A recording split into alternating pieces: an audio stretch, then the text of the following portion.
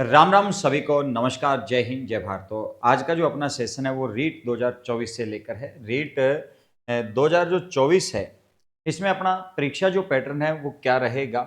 परीक्षा पैटर्न मतलब paper first और सेकंड जो है इसमें कुछ तब्दीली होगी या जो पुराना जो सिलेबस है उसी के अकॉर्डिंग अपने को पढ़ना है।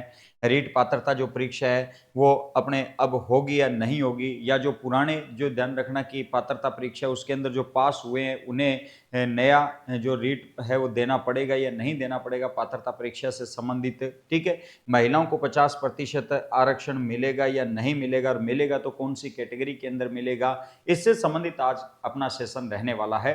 तो एक बार आप चैनल को सब्सक्राइब जरूर कर दीजिएगा और ज़्यादा से ज़्यादा शेयर कीजिएगा। अंत तक वीडियो जरूर देखिएगा, आपके हर जो डाउट है वो क्लियर होंगे।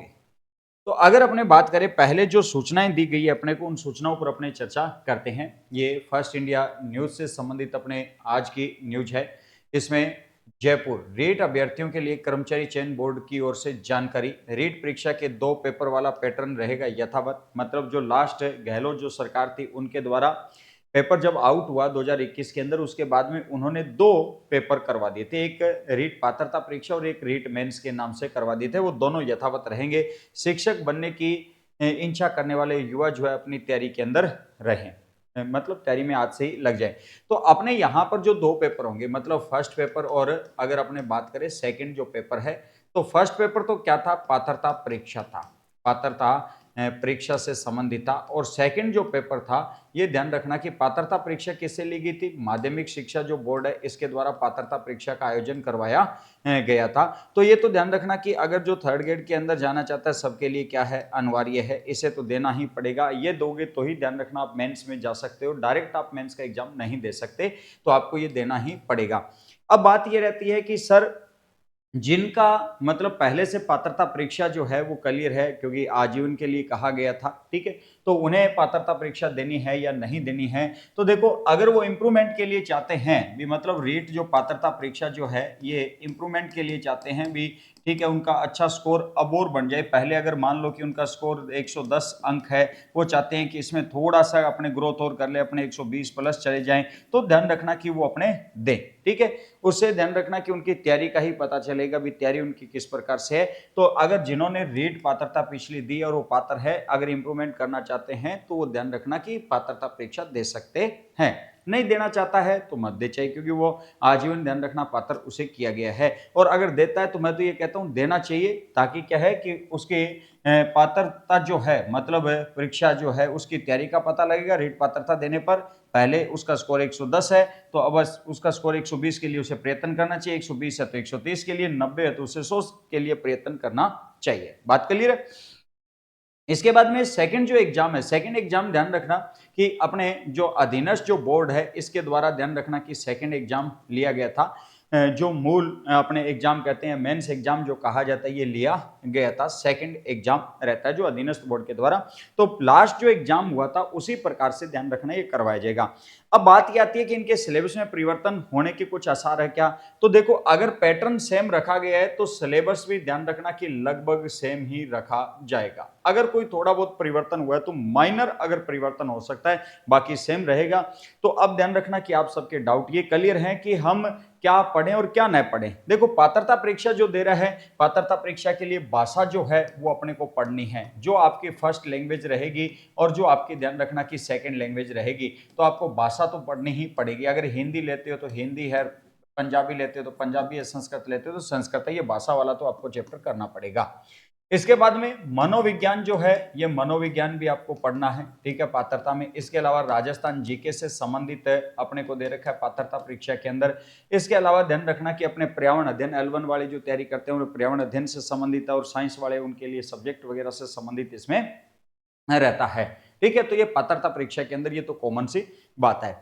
अब यहां पर अगर अपने मेंस में बात करें तो मेंस में लगभग ओवरऑल सभी जो सब्जेक्ट हैं, ठीक है, उनका रोल था, और L1 के अंदर तो लगभग सभी सब्जेक्टों का क्या है, मेनली रोल रहता है। तो सिलेबस जो है, पुराना जो सिलेबस है उसी के अकॉर्डिंग तैयारी करें। जिनकी पात्रता के अंदर अच्छे स्कोर है पहले से, वो ध्यान रखना रीट मेंस की तैयारी के अंदर अभी से लग जाएं, क्योंकि अगर अच्छा ध्यान रखना कि आज अभी से तैयारी करोगे तो अच्छा स्कोर कर पाओगे। और विशेष तौर पर लड़कों के लिए मैं कह रहा हूं, क्योंकि L1 के अंदर जो है वो महिलाओं को कहा जा रहा है कि 50% आरक्षण दिया जाएगा। तो L1 वाले जिनका पहले से पात्रता परीक्षा क्लियर है वो अभी से तैयारी में लग जाए और बहुत बढ़िया तरीके से उन्हें तैयारी करनी पड़ेगी। ठीक है, तो 2 पेपरों की ये बात क्लियर है।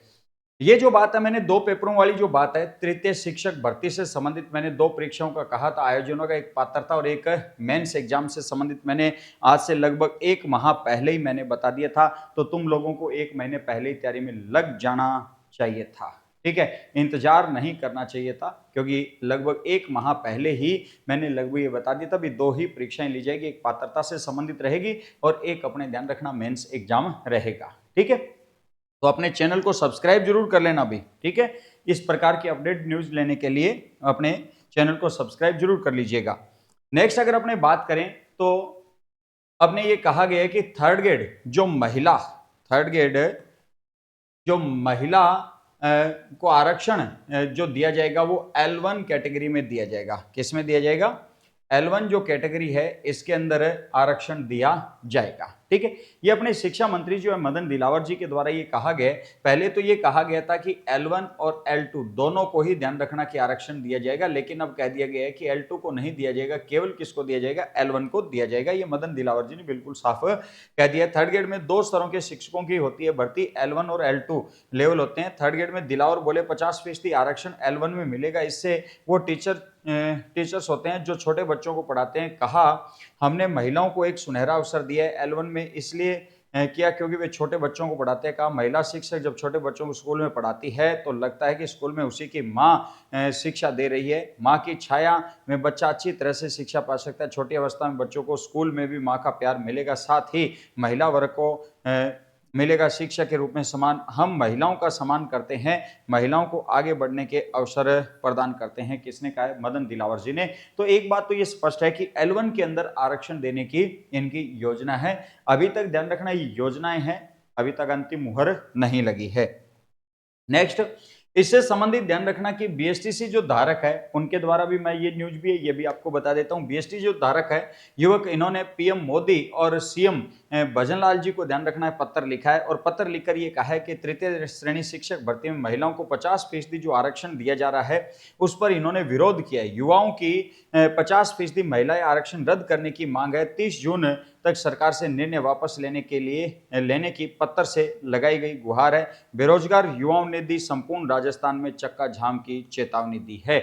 मतलब जो L1 से संबंधित जो विद्यार्थी है उसके द्वारा ये बात कही गई है कि सभी आरक्षण वापस ले लिया जाए, अन्यथा हम L1 वाले जो हैं, बीएसटीसी वाले जो हैं, हम करेंगे क्या? क्योंकि बीएसटीसी वालों के लिए, लड़कों के लिए या लड़कियों के लिए अगर अपने बात करें, जिन्होंने बीएसटीसी की है तो वो इसी भर्ती के लिए एलिजिबल है, जबकि बीएड वाला जो है वो थर्ड ग्रेड, सेकंड ग्रेड और फर्स्ट ग्रेड तीनों के लिए एलिजिबल है। अगर मान लो कि यहाँ पर 50% आरक्षण महिलाओं को दे दिया जाता है तो L1 वाले जो लड़के हैं, ठीक है, इन लड़कों के साथ में तो एक प्रकार से नाइंसाफी हो जाएगी। मतलब 70% सीटें जो है वो पहले से रिजर्व हो चुकी है, इनके लिए 30% सीटों पर कंपटीशन रहेगा। कंपटीशन बहुत ज्यादा टफ हो जाएगा, इनके हाथ पल्ले कुछ आएगा नहीं। इसका मतलब है कि तुम लोग लड़कों को बीएसटीसी जो कर रहे हैं वो डिप्रेशन में अब जा रहे हैं। जो मतलब लड़के जो बीएसटीसी किए हुए वो डिप्रेशन में जा रहे हैं, उनके सामने और कोई रास्ता ही नहीं है। ठीक है, क्योंकि ये बच्चा 10+2 है और बीएसटीसी किया हुआ है और इसके सामने केवल एक ही भर्ती थी, वो कौन सी थी? बीएसटीसी थी, और उसमें भी इस प्रकार का अगर हो चुका है तो वो बच्चा डिप्रेशन में जरूर जाएगा, है ना। तो इस पर थोड़ा सा अपने विचार विमर्श जरूर किया जाए। तो क्या अपने देखो पैटर्न, ये पहला जो मैंने क्वेश्चन दिया था क्या रहेगा पेपर पैटर्न, तो ध्यान रखना पेपर पैटर्न फर्स्ट पेपर और सेकंड पेपर दोनों रहेगा, और लगभग सिलेबस जो है वो भी सेम ही रहेगा। ठीक है, सिलेबस भी लगभग सेम रहेगा। रीट पात्रता परीक्षा होगी जी, रीट पात्रता परीक्षा ध्यान रखना करवाई जाएगी। रीट पात्रता जो परीक्षा है ना, अब ध्यान रखना कि अगर मेंस एग्जाम नहीं लिया जाएगा पहले, ठीक है, मेंस एग्जाम पहले नहीं लिया जाएगा। पहले क्या करवाई जाएगी? रीट पात्रता करवाई जाएगी। पहले रीट पात्रता परीक्षा का आयोजन करवाया जाएगा, और रीट पात्रता परीक्षा का आयोजन करवाने के बाद ही ध्यान रखना कि किसका आयोजन करवाया जाएगा? मेंस एग्जाम का आयोजन करवाया जाएगा। तो पहले पात्रता परीक्षा होगी और पात्रता परीक्षा से संबंधित अगर अपने बात करें तो माध्यमिक शिक्षा बोर्ड के द्वारा लिया जाता है। माध्यमिक शिक्षा बोर्ड रीट पात्रता करवाती है। तो अपने बहुत जल्द ध्यान रखना कि अपना जो बजट है वो 10 जुलाई को प्रस्तुत किया जाएगा। तो 10 जुलाई को बजट प्रस्तुत किया जाता है, तो उसके आसपास ही अपने ध्यान रखना 10 जुलाई के बाद कभी भी रीट पात्रता से संबंधित विज्ञापन या नोटिस अपने को दिया जा सकता है। तो विद्यार्थियों तुम अभी से तैयारी में लग जाए। तो जुलाई में अपने आसार रहते हैं रीट पात्रता के। अगर रीट पात्रता जुलाई में आती है तो ये मानकर चलना कि अपने नवंबर के आसपास एग्जाम होता है, तो दिसंबर जनवरी तक रिजल्ट निकाला जाएगा और उसके बाद में मेंस दिया जाता है। तो ये मानकर चलना कि यही अपने वापस जून तक इस भर्ती को पूरा करवा लिया जाएगा। मई जून तक इस भर्ती को पूरा करवाने का सरकार जो है पूर्ण रूप से कोशिश करेगी। तो तुम अपनी तैयारी बहुत बढ़िया अभी से करो, ठीक है। और दोनों में अगर अपने बात करें तो लगभग राजस्थान जीके पढ़ते हो, चाहे पात्रता में पढ़ते हो चाहे मेंस में पढ़ते हो, लगभग सिमिलर है। मनोविज्ञान जब पढ़ते हो तो दोनों में लगभग सिमिलर सी है, ठीक है। इसके अलावा अपने भाषाओं से संबंधित, हिंदी वगैरह से संबंधित अगर बात करें भाषाओं का, तो अगर ग्रामर का जो पार्ट आप पात्रता में पढ़ते हो तो पात्रता से संबंधित मेंस में, तो आप पात्रता परीक्षा की इतनी बढ़िया तरीके से तैयारी करो कि मेंस के अंदर आप पर भार कम हो, ठीक है भाई। तो आज का आपको सेशन कैसा लगा आप कमेंट करके जरूर बताइएगा, और अगर आपका कोई भी डाउट हो तो वो भी कमेंट करके पूछ सकते हो, ठीक है भाई। ओके, धन्यवाद। जय हिंद, जय भारत।